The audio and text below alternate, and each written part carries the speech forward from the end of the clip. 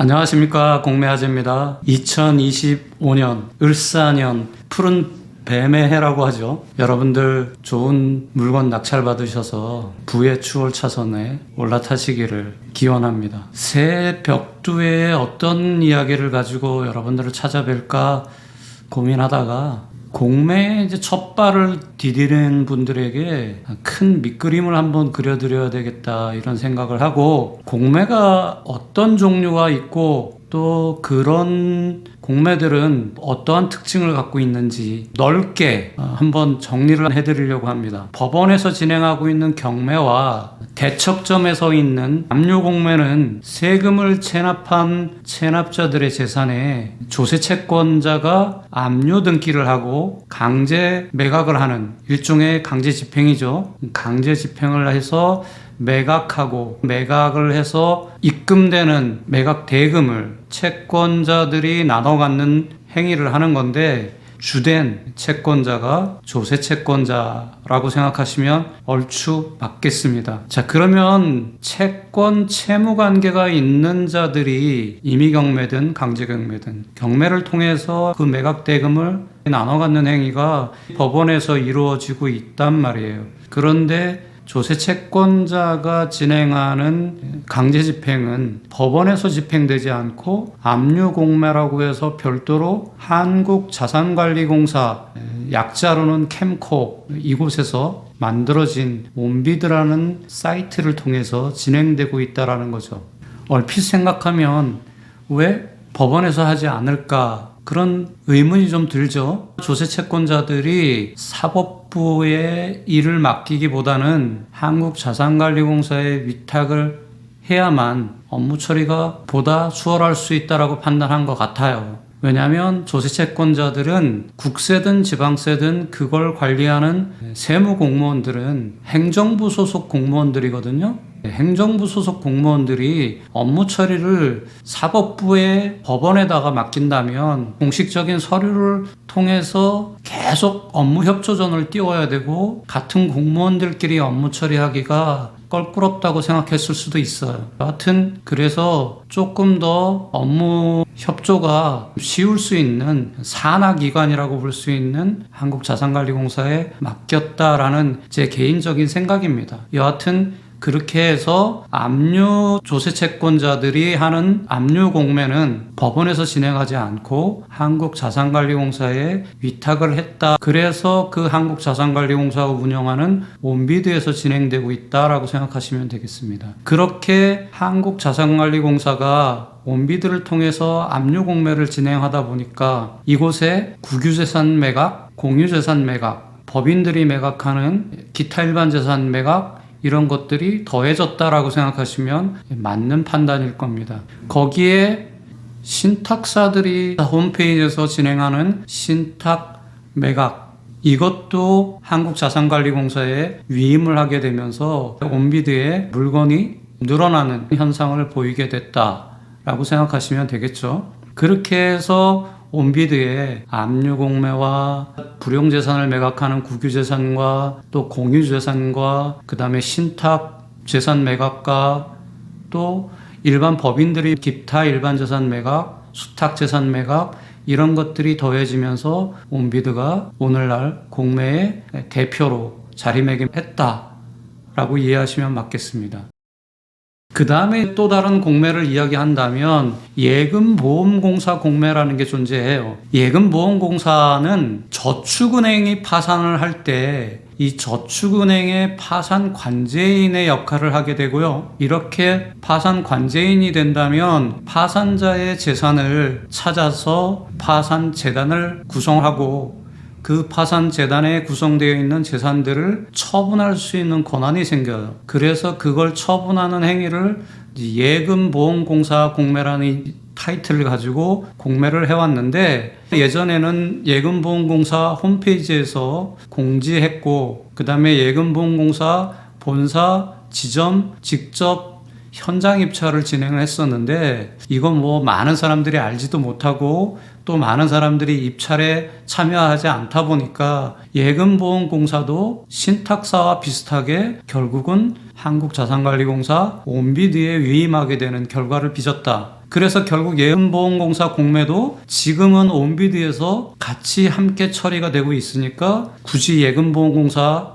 홈페이지를 찾아가지 않고도 해결을 할 수 있는 상황이 되었다. 그러니까 온비드가 자꾸 모든 걸 흡수하는 상황이 되어간 거죠. 그래서 예금보험공사 공매도 결론적으로는 온비드에서 찾아보실 수 있다. 그러면 또 다른 공매가 있냐라고 질문하시는데 또 다른 공매가 존재합니다. 세관 공매가 있습니다. 자, 그럼 세관 공매는 뭐냐?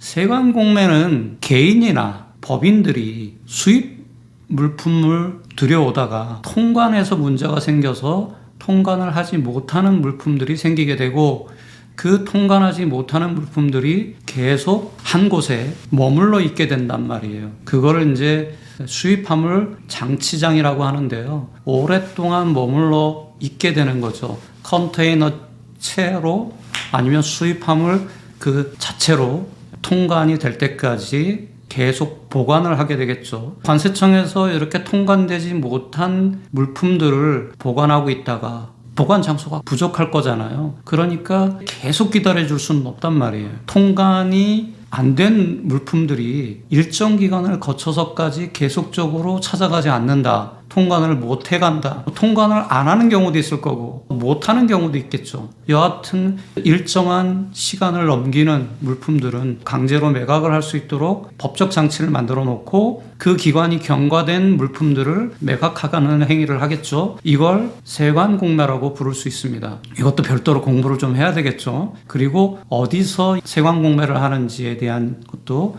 별도로 좀 공부를 해야 될 겁니다. 조금만 노력을 기울이면 세관공매를 찾아내실 수 있고 좋은 물품들을 낙찰받으실 수 있습니다. 가장 흔한 게 양주 이런 것들이고요. 뭐 수입 농산물도 있고 그 다음에 육류도 있습니다. 여러분들 아시지만 쇠고기, 돼지고기 이런 것들 다 수입해서 들어오잖아요. 통관 안 된 상태에서 냉동육이 컨테이너에서 그냥 머물러 있는 경우들이 있단 말이에요. 부동산만 공매나 경매를 통해서 수익화하는 게 아니라 이런 동산을 통해서도 수익할 수 있다.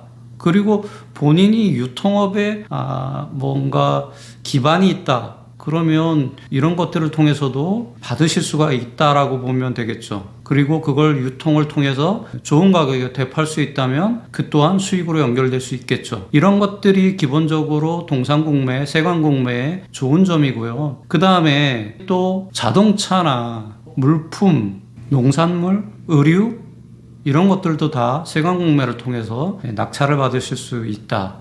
그러나 이런 것들이 통관을 하지 못한 이유를 알지 못하고 그냥 무조건 받으면 관련법을 위반했기 때문에 아니면 관련법의 어떤 승인을 받지 못해서 통관을 못했는데 못 모르고 그냥 낙찰받았다가는 여러분도 승인받을 수 없는 상황에 처하고 어려운 난관에 봉착할 수 있다는 사실을 알아야 되기 때문에 이 세관공매도 무턱대고 받으시면 돈이 안 되고 함정에 빠질 수 있다. 그러니까 이것도 별도로 공부가 좀 필요합니다. 그 다음에 주류 같은 것들, 그러니까 술이죠. 이런 것들은 주류 도매 허가를 갖고 있는 사람들이나 할 수 있지. 일반 개인들은 통관할 때 양주 한 병, 두 병 소지하고 들어올 수 있는 것처럼 그냥 한 병, 두 병 정도 사는 것들은 문제가 안 되지만 이걸 유통하고 도매하는 주류 도매를 생각하고 있다. 그러면 이건 안 맞을 수 있는 거죠.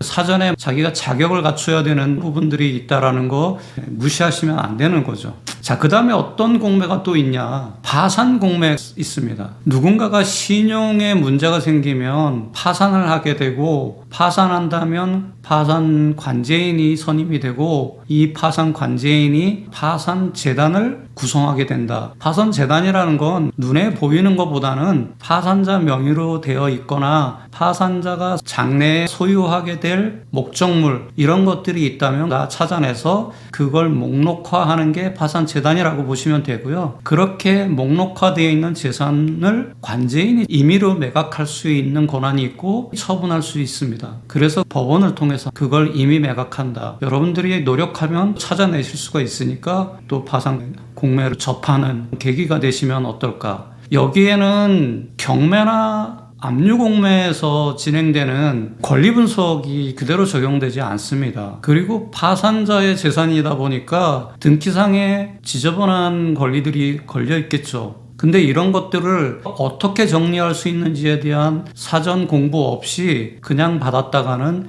이것도 또 함정에 빠질 수 있습니다. 그래서 파산공매의 권리 분석에 대한 조금 깊이 있는 공부가 필요하다. 공부하고 하시는 게 안전한 투자가 될 수 있습니다. 또 어떤 공매가 있냐면 자동차 공매가 있습니다. 예전에 자세하게 찍어놓은 유튜브 영상이 있는데 그 영상을 통해서 보시면 되겠습니다. 간단하게 설명드리면 대법원에서 자동차 경매가 있죠. 또 온비드에서도 온카랜드라고 해서 자동차 공매를 합니다. 유명한 자동차 공매 사이트 중에 오토마트, 그 다음에 인포카 이런 것들에서 자동차 공매를 하실 수가 있고요. 파산 공매에서도 자동차가 많이 나옵니다. 이걸 통해서 자동차 공매를 하실 수도 있다. 그 다음에 공매를 또 다른 걸로 분류를 해보면 경매와 좀 달리 공매는 매각과 대부 두 가지로 또 구분할 수가 있습니다. 그러니까 소유권을 취득하는 경매와 마찬가지로 공매에서도 소유권을 취득하게 되는 거잖아요. 낙찰을 한다는 의미가 공매 목적물의 소유권을 취득하는 거잖아요. 그런데 공매에서는 대부 공매도 있다라는 거예요. 좀 더 쉽게 얘기하면 임대 공매인 거죠. 낙찰을 받으면 임차인이 되는 공매도 있다라는 거예요. 많이 들어보셨을 거예요. 주차장을 임대받는 공매, 미용실을 임대받는 공매, 그 다음에 카페를 임대받는 공매, 식당을 임대받는 공매, 이런 거를 생각하시면 맞아요. 심지어는 거주하는 아파트를 임대받을 수도 있습니다. 이럴 때의 낙찰은 소유권을 취득하는 게 아니라 임차인의 자격을 취득한다라고 생각하시면 맞아요. 그리고 이럴 때의 대부분의 낙찰가는 연세다라고 생각하시면 또 얼추 맞습니다. 물론 100% 연세가 아닐 수도 있어요. 단가로 낙찰받기도 하고 아니면 분기별 임차 금액으로 낙찰받는 가능성도 있고 월별 임차료로 낙찰받는 경우도 가끔은 있습니다. 그러나 대부분의 경우는 1년치 임차료 얼마 이렇게 낙찰받는다라고 생각하시면 맞아요. 그러니까 주차장을 낙찰받는다 그러면 1년치 주차장 임차료로 낙찰받는다. 그렇게 생각하시면 맞겠죠. 낙찰받아서 1년치 임차료를 내고 1년 동안 주차장을 운영할 수 있는 권리를 취득하는 거죠. 잘 몰라서 주차장 내 소유가 되는지 잘못 판단하시는 분들도 있을 수 있다는 거죠.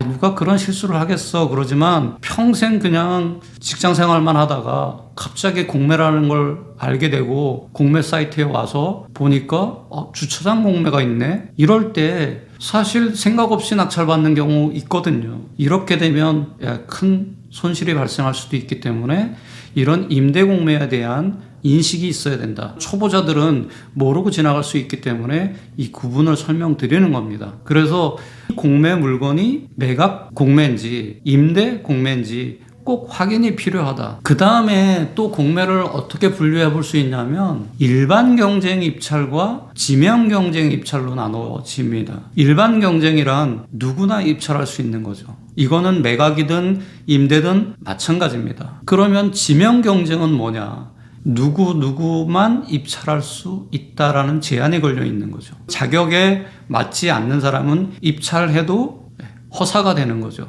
이거는 임대공매에서도 마찬가지입니다. 지역을 제한하거나 사업자를 등록한 사람만 제한하거나 이러한 자격 제한이 있다는 사실을 꼭 여러분들이 알고 계셔야만 헛손질하지 않는다라는 거죠. 이렇게 공매는 경매와 달리 여러 가지 구분이 존재한다라는 사실을 알고 접근하셨으면 좋겠습니다. 임차보증금을 손실보는 사람들 많은데요.